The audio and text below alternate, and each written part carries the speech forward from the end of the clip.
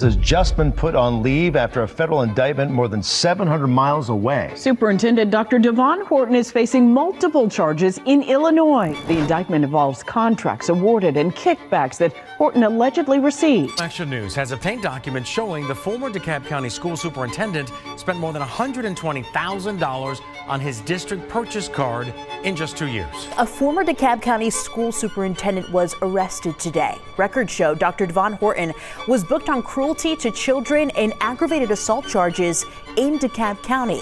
You remember this man? This is the Georgia superintendent who got hit with 17 federal charges for running a kickback scheme out of a school district in Illinois. Well, things got worse. A lot worse. Since the last time we talked about Devon Horton, just about maybe 5 months ago, this man has resigned, spent over $120,000 of taxpayer money on a district credit card, including $2,600 at Chick-fil-A in a single charge, and then got arrested for allegedly strangling his wife in front of their 5-year-old son. This man is crashing out in the most spectacular way possible, and somehow every new detail makes people who hired him look even worse. Let's get into it. In his first press conference as DeKalb County's new superintendent, Dr. Devon Horton outlined his plans for the school district. Make sure that we're giving our best efforts at all times for all of our families. This was Horton talking about doing his best for families. Keep that energy in mind because we're going to circle back to how he treats his own family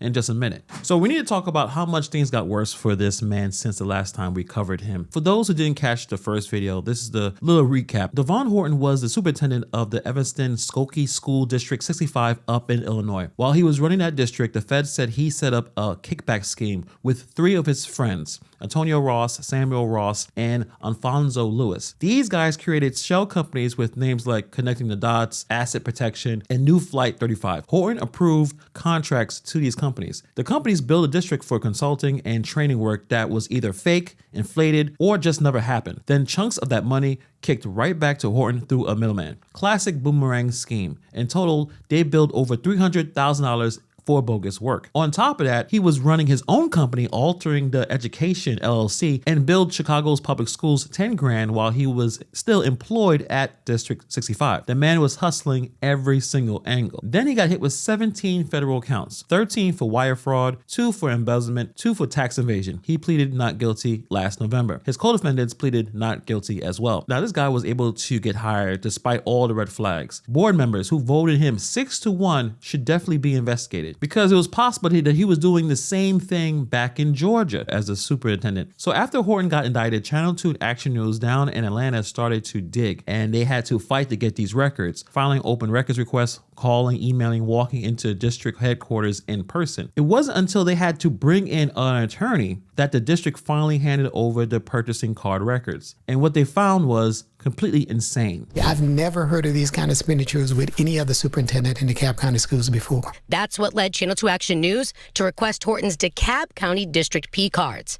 According to the documents, during one visit to Sam's Club, Dr. Horton spent $11,000. He racked up $8,700 on one check at Jason's Deli, and one visit to the Italian restaurant Bambinelli's, that cost the district $4,500. Another meal at the same restaurant, $3,100. And there's more. He spent $3,100 on a trip to Honey Baked Ham and $2,600 at Chick-fil-A on a single charge.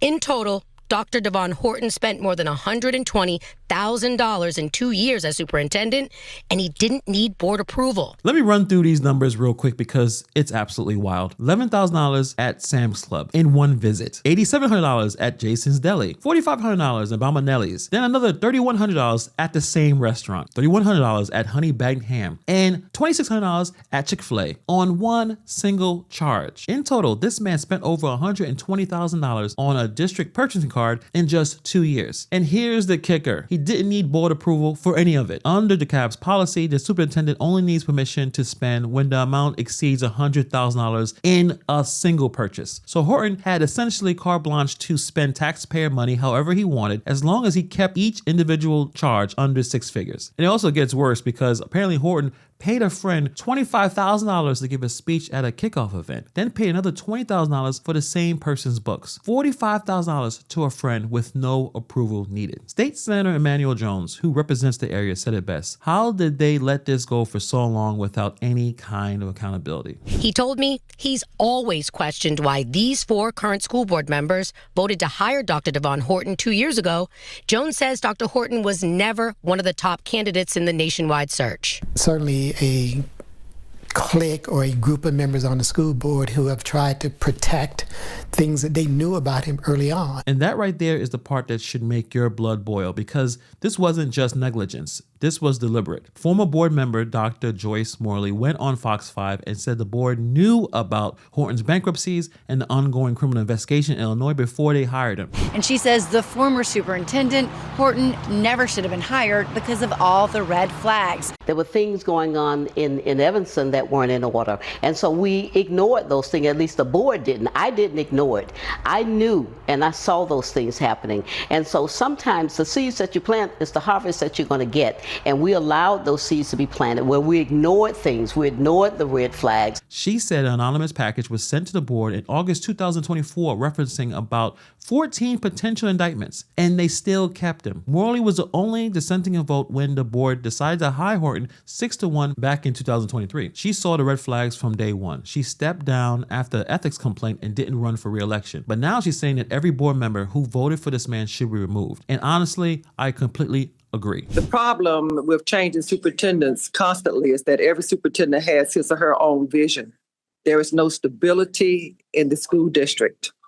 There's no continuity in programs. They should have done their due diligence. Horton was the 8th or 9th superintendent they had since 2010. They changed superintendents like they changed their shoes. And the board just gave this man a contract extension through 2028 and bumped his salary to $360,000 a year, just months before the indictment dropped. So it looks like nobody on the board saw anything wrong. The board approved a forensic audit after Horton resigned. They hired a firm and paid them $85,000 to examine the P card transactions. That audit looked at a sample between July 2023 and September 2024. And here we are, months later, still waiting for those results. And I think the community deserves some answers. Now, as if the 17-count federal indictment and the $120,000 in questionable spending wasn't enough, on January 17th, DeKalb County Police responded to a domestic violence call at Horton's home. Officers determined that a verbal argument between Horton and his wife turned physical. So the first charge is aggravated assault, an alleged aggravated assault on his wife. And then the second charge is cruelty to children. Now, all of this happened on Saturday, this past Saturday, at his home. But a judge did issue him a $25,000 bond, $20,000 for the first count, which again is aggravated assault, and $5,000 is for that cruelty to children charge as well. Horton's attorney says that there was an argument between Horton and his wife, and according to this arrest warrant, he choked her. According to the arrest warrants, Horton put his hands around his wife's neck after she told him not to slam a door. Their 5-year-old son witnessed the entire thing, watched his father allegedly choke and push his mother toward a wall. His wife told police that she felt like she was going to faint, even though there was no visible injuries. Horton was booked into DeKalb County Jail on charges of aggravated assault by strangulation and cruelty to children in the 3rd degree. In a statement, Dr. Devon Horton's attorney writes in part, no child was involved in the argument in any way other than the mere fact that they were at home when it occurred.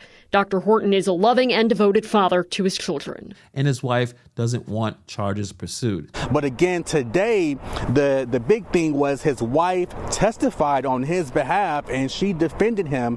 But here's the problem with that statement. The arrest warrant says that the 5-year-old saw it happen. That child watched his father put his hands around his mother's neck. That's not merely being at home. That's a child witnessing domestic violence. That's exactly why the cruelty to children charge was added. The attorney can spin it however he wants, but the warrant tells a different story. Let's zoom out for a second. This is a man who defrauded a school district in Illinois, got hired in Georgia despite the red flags, spent $120,000 of taxpayer money on a P card with zero oversight, paid friends tens of thousands of dollars with taxpayer money, had his contract extended and salary bumped to $360,000, then got indicted, resigned, and then he got arrested for allegedly strangling his wife in front of his child. This is a pattern of really terrible decisions, a pattern of someone someone who believed the rules did not apply to him and a pattern of institutions that let him get away with it until the feds showed up. The board members who hired him need to be held accountable. Senator Jones is completely right. Obviously, there was a clique on that board protecting him, and the fact that 4 of those board members won't even respond to media questions about his spending tells you everything you need to know. That forensic audit needs to be completed and made public. The community needs to see where every single dollar went, and Georgia law gives the governor the power to appoint a panel to review whether a public official under a felony indictment should be removed. That process should have been initiated immediately. These kids in DeKalb County deserve better. The teachers deserve better. The taxpayers and parents deserve better. And until we see real accountability, not just press conferences or statements about transparency,